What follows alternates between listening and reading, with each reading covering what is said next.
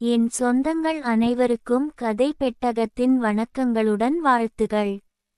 அடர்ந்த காட்டின் நடுவில் ஒரு பெரிய யானையும் ஒரு வலிமையான காண்டாமிருகமும் வாழ்ந்து வந்தன. இரண்டும் சக்திவாய்ந்தவைகள். ஆனால் அவைகளின் மனதில் ஒரு மறைமுகமான போட்டி இருந்தது. யானை நினைத்தது, என் அளவுக்கு பெரியதும் புத்திசாலியும் யாருமில்லை. காண்டாமிருகம் நினைத்தது, என் கொம்பின் முன் யாரும் நிற்க முடியாது.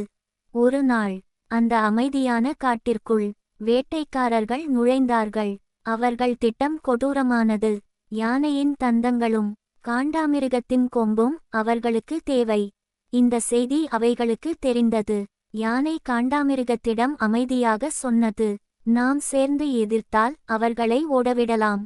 காண்டாமிருகம் சிரித்தது, எனக்கு உன்னுடைய உதவி தேவையில்லை என்றது. அடுத்த நாள் காடு முழுவதும் அமைதி. ஆனால் மரங்களின் பின்னால் ஒரு கண்ணி மறைத்து வைக்கப்பட்டிருந்தது. முதலில் யானை அந்த கண்ணியில் சிக்கியது. யானையின் அலறல் அந்த காட்டின் அமைதியை கிழித்தது. அந்த அலறலை கேட்ட காண்டாமிருகம் ஒரு நிமிடம் நின்றது. அவன் எப்போதும் பெருமை பேசுவான், நான் ஏன் உதவ வேண்டும் என்று நினைத்தது. ஆனால் அதன் மனசாட்சி பேசியது, இன்று அவன், நாளை நான். ஒரு நொடி கூட வீணாக்காமல் அது பாய்ந்து சென்றது. தன் கொம்பால் கண்ணியை உடைத்தது. யானை விடுபட்டது. ஆனால் கதை இங்கே முடிவடையவில்லை. அடுத்த நாள் காலையில் வேட்டைக்காரர்கள் மீண்டும் வந்தனர். இந்த முறை சிக்கியது காண்டாமிருகம். கயிறுகள் இறுக்கமாக கட்டப்பட்டன. தூரத்தில் இருந்து யானை பார்த்தது. அதன் மனதில் ஒரு சிந்தனை, நேற்று இவன் உதவவில்லை என்றால் நாம் என்ன ஆயிருப்போம். ஒரு கணம் அது அமைதியாக நின்றது. காண்டாமிருகத்தை பழி வாங்கலாமா அல்லது நட்பை காப்பாற்றலாமா? அடுத்த நொடி யானையின் கண்களில் தீர்மானம் தெரிந்தது. பகை வைத்தால் இருவரும் அழிவோம். ஒற்றுமைதான் நம்மை காப்பாற்றும். அது ஓடி வந்தது. தன் வலிமையான தும்பிக்கையால் வேட்டைக்காரர்களை தூக்கி வீசியது. கயிறுகள் அறுந்தன.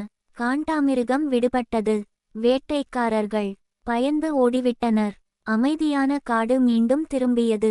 யானையும் காண்டாமிருகமும் ஒன்றை ஒன்று பார்த்து நாணத்துடன் சிரித்தன.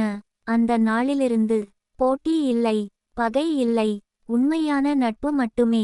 அவைகள் உணர்ந்த உண்மை, நாம் வலிமையானவர்கள் என்பதாலல்ல, நாம் ஒன்றுபட்டோம் என்பதால்தான் உயிர் பிழைத்தோம். நீதி பெருமை உடைக்கும், ஒற்றுமை காக்கும், பகை பழிவாங்கும், நட்பு உயிர் காப்பாற்றும். பகை வைத்தால் அழிவு, நட்பு வைத்தால் வாழ்வு. இன்று அவன், நாளை நாம். உதவி செய்யும் மனம் இருக்க வேண்டும். சேர்ந்து செயல்பட்டால் பெரிய ஆபத்தையும் வெல்லலாம். பழிவாங்குதல் பலம் அல்ல, மன்னிப்பே உண்மையான வலிமை. துணை நிற்கும் நண்பனே உண்மையான நண்பன். தன்னம்பிக்கை நல்லது, அகம்பாவம் ஆபத்து. ஆபத்தில் தெரியும் உண்மையான உறவு. ஒற்றுமை காக்கும். என் இனிய தமிழ் சொந்தங்களே, சப்ஸ்கிரைப் பண்ணி ஆதரவு தாருங்கள்.